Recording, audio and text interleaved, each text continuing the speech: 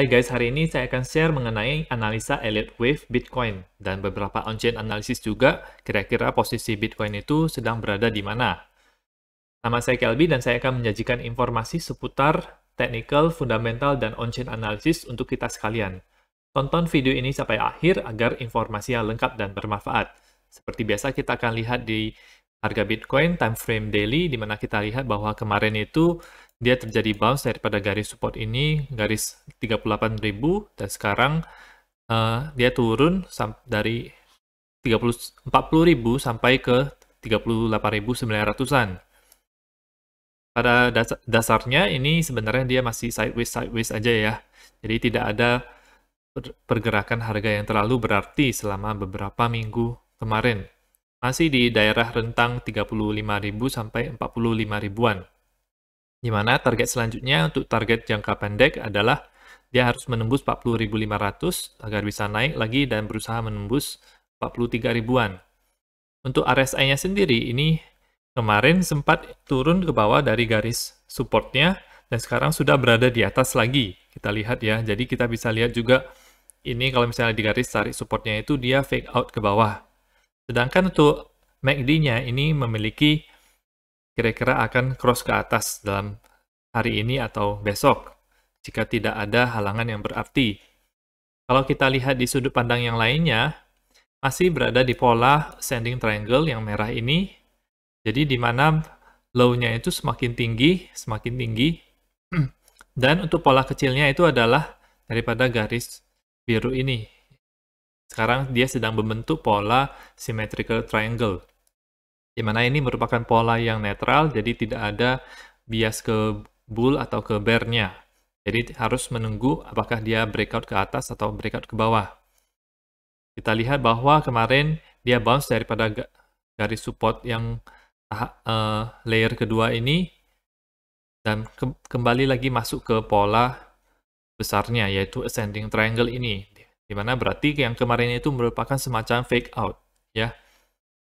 Dari RSI-nya sendiri juga sama seperti sebelumnya, dia sedang mencoba untuk menembus daerah 50 yang merupakan resistance dan merupakan pembatas antara bullish dan bearish. Kita lihat di time frame 4 jam. Sekarang berada di dalam polanya ini, dan kita lihat bahwa ini bisa lebih jelas lagi. Ada garis support di daerah sini, di daerah 38.800-an, dan garis resistance yang harus dihadapi untuk symmetrical triangle ini di sekitar 40.900-an. Ya, kita lihat bahwa pada dasarnya harga ini masih sideways saja selama beberapa hari terakhir. Ada kenaikan tetapi langsung diturunin, Jadi kesimpulannya itu ini masih sideways saja. Kalau kita lihat yang 1 jam sama juga mirip sekali dengan yang time frame 4 jam. Tapi ya di sini, di daerah sini ada kenaikan volume yang cukup lumayan banyak, ya. Sehingga mungkin itu yang menaikkan harga sehingga ketika dia turun melewati batas support tersebut, kemudian dia bisa naik ke atas kembali lagi ke pola. Dan sekarang sedang berusaha untuk establish di dalam pola tersebut. Apakah kira-kira bisa naik ke atas atau tidak? Ke daerah 40.500-an. Kita lihat juga untuk Bitcoin dominance, di mana ini merupakan indikator antara apakah kita memegang Bitcoin atau memegang altcoin yang akan menjadi yang akan lebih profitable. Kemarin Bitcoin dominance naik, kemudian hari ini turun. Ini masih sideways sebenarnya untuk Bitcoin dominance, tapi secara struktur dia membuat lower high ya, yang merupakan tanda adanya pelemahan daripada Bitcoin dominance, di mana mungkin akan ada potensi alt season kecil-kecilan ke depannya. Tapi kita akan lihat nanti karena ini masih sideways saja. Oke, dan ini saya akan share mengenai analisa Elliott Wave Bitcoin oleh TechDev, di mana Elliott Wave ini bisa menjadi pedoman untuk investor untuk yang jangka panjang khususnya. Kira-kira Bitcoin ini sudah selesai belum siklusnya? Siklus daripada Bitcoin yang kali ini itu dimulai daripada bear market tahun 2019, akhir daripada bear market ya. Kemudian dia ketika di tahun 2019 itu, maksud saya ini akhir tahun 2018, kemudian selama di tahun 2019 sampai pertengahannya itu ada pump lumayan, kemudian dia naik, tapi dia kemudian berangsur-angsur turun dan di bottomnya itu berada di Corona Dump di bulan Maret 2020. Jadi ini adalah wave satunya, kemudian ini adalah wave 2-nya. Di wave 2-nya ini. Kemudian dari wave 2 tersebut, harga kemudian naik karena kita lihat bahwa dari wave 2-nya ini dia itu lebih tinggi daripada bottom sebelumnya. Sehingga dia kemungkinan kalau kita tarik Fibonacci-nya itu dia berada di daerah 78,6 atau 88,6. Di mana yang pasti di situ ada buying pressure. Kalau misalnya harga retrace sampai ke daerah tersebut. Kita lihat setelah dari itu, dari wave 3 dimulai, ini kemudian naik secara parabolik sampai ke daerah 64 ribuan. Dan ini merupakan akhir daripada wave 3. Setelah wave 3, terjadilah koreksi yaitu wave 4, di mana koreksinya tidak turun sedrastis kalau misalnya kita lihat pada seperti wave 2 ya. Tetapi ini dia lebih sideways cenderungnya. Jadi selama 1 tahun terakhir ini sebenarnya kita kalau secara makronya itu sideways. Dan sekarang ini kita berada di posisi C, sedang berada di akhir daripada wave 4. Di mana setelah wave 4 tentu saja wave 5 itu naik lagi. Jadi sebenarnya kalau misalnya kita lihat dari analisa ini, siklus daripada Bitcoin itu belum selesai, tapi siklusnya itu lebih lama daripada siklus sebelumnya, lebih panjang. Koreksinya juga lebih panjang daripada siklus 2017. Di mana kemungkinan akhir tahun 2022 mungkin bisa menjadi puncak daripada wave 5 ini atau mungkin di awal tahun 2023 ya. Ini analisa Elliott Wave ya. Oke. Jadi kita bisa simpulkan bahwa berdasarkan ini kita itu masih bisa ada pump lagi yang lumayan dan yang pasti out season juga bisa terjadi karena ketika Bitcoin itu mencapai new all time high-nya dan altcoin-nya itu dia murah terhadap Bitcoin, maka ada saat-saat di mana investor Bitcoin itu merasa bahwa Bitcoin ini sudah overheat, kemudian udah kehilangan steam-nya, jadi mereka akan beralih ke aset yang lebih risky lagi, yang lebih beresiko lagi, yaitu altcoin. Dimana kita lihat di siklus-siklus sebelumnya, orang-orang itu beralih dari Bitcoin kemudian ke koin-koin market cap yang tinggi, seperti Ethereum, Polkadot, Cardano, dan sebagainya, kemudian ke market cap sedang, market cap kecil, dan akhirnya micin. Ya. Jadi itu merupakan kebiasaan yang saya lihat yang terjadi di periode sebelumnya. Oke. Dan kalau kita lihat juga untuk secara on-chain analysis, kita lihat bahwa ini stablecoin supply ratio. Ini adalah perbandingan antara market cap daripada Bitcoin dibagi dengan market cap stablecoin seperti USDT, USDC, dan lain-lain. Kita lihat bahwa sekarang itu ini SSR-nya itu sedang berada di bawah. Dan kita bandingkan juga dengan SSR ketika bulan Juni-Juli 2021. Di mana harga Bitcoin itu bisa mencapai 28 ribuan. Ini bahkan lebih rendah lagi daripada waktu itu. Padahal harga daripada Bitcoin sekarang itu lebih tinggi daripada waktu itu. Di mana ini memunculkan semacam divergence ya.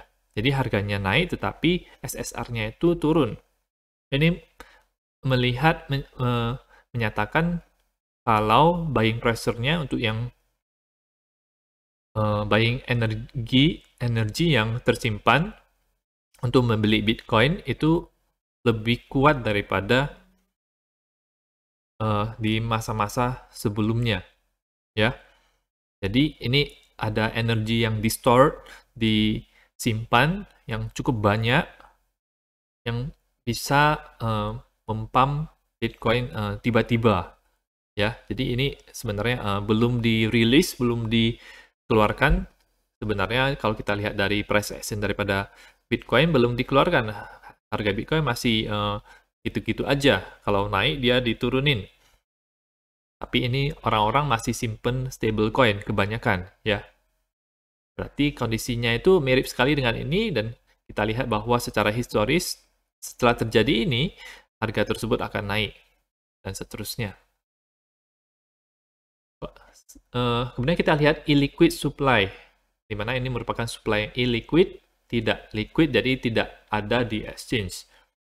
Kita lihat sekarang bahwa grafik yang orange ini merupakan grafik illiquid supply. Supply-nya itu semakin tidak liquid, berarti supply-nya itu tidak ditaruh di exchange.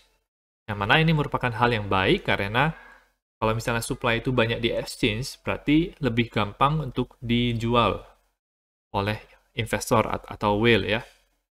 Tapi ini menunjukkan bahwa adanya mereka yang menyimpan Bitcoin ya untuk jangka panjang untuk kedepannya. Jadi mereka tidak menjualnya sekarang. Tentu saja ada yang menjualnya, mungkin itu yang short term holdernya ya yang menjualnya, atau ada sebagian whale juga yang menjualnya kalau saya lihat di on-chain analysis yang lain, tetapi ada juga whale yang lain yang juga membeli ketika harga Bitcoin ini turun.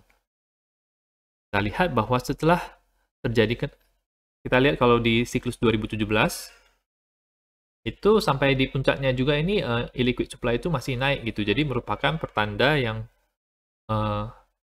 sama dengan ketika kenaikan harga Bitcoin tersebut terjadi gitu. Jadi merupakan indikator yang menyatakan bahwa ini itu adalah bull market gitu. Dan sekarang itu illiquid supply ini naik ya. Jadi kita bisa expect bahwa kalau kita gabungkan dengan analisa sebelumnya seperti analisa Elliott Wave ini, maka kemungkinan besar harga Bitcoin akan naik dalam beberapa bulan ke depan ya. Karena kita lihat bahwa illiquid supply ini bukan analisa jangka pendek, ini adalah analisa jangka panjang. Yang karena dari ini juga kita lihat bahwa kalau ketika Corona Dam terjadi itu dia ada penurunan dalam jumlah, kalau lihat dari zoom out seperti ini kelihatannya kecil gitu, tetapi efeknya itu besar kepada harganya. Dari 10 ribuan itu bisa turun ke 4 ribuan. Sama juga seperti ini ya.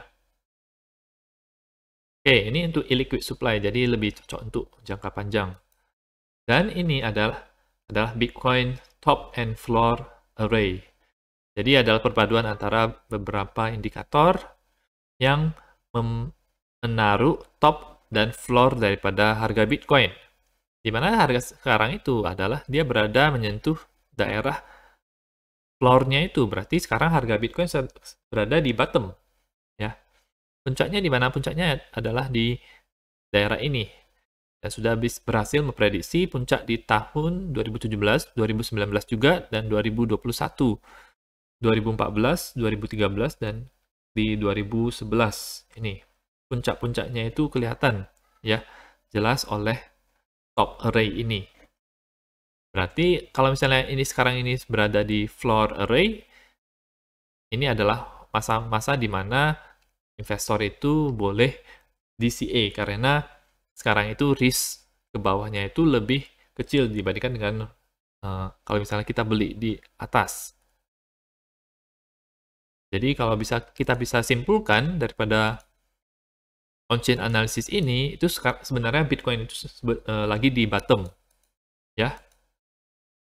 Lagi di bottom, dan ini merupakan kesempatan untuk investor untuk membeli Bitcoin. Sistemnya DCA saja, jangan beli sekaligus. Jadi kalau misalnya beli sekaligus, nanti hati juga tidak tenang karena terlalu fluktuatif nanti perubahan harganya. Kalau misalnya beli secara DCA atau cicil, itu kita juga bisa beli di harga sekarang. Kalau misalnya besok-besok turun, kita juga bisa beli di harga yang lebih rendah sehingga harga rata-rata kita juga lebih turun. Kemudian saya sarankan juga untuk men-set harga maksimal kita akan beli misalnya 40.000 atau 45.000, di atas itu kita nggak beli lagi. Tetapi kalau di bawah itu kita tetap beli sampai jatah uang kita sudah dipakai semuanya untuk membeli Bitcoin. Jadi ketika harga Bitcoin tersebut itu naik di atas 45.000 atau 40.000 sesuai dengan batas kita, itu kita langsung untung ya. Dan berdasarkan ini juga Elliott Wave kita belum selesai bull marketnya. Jadi sekian untuk analisa pada hari ini. Semoga informasi ini bermanfaat buat kita sekalian. Jangan lupa klik like dan subscribe agar channel saya semakin berkembang.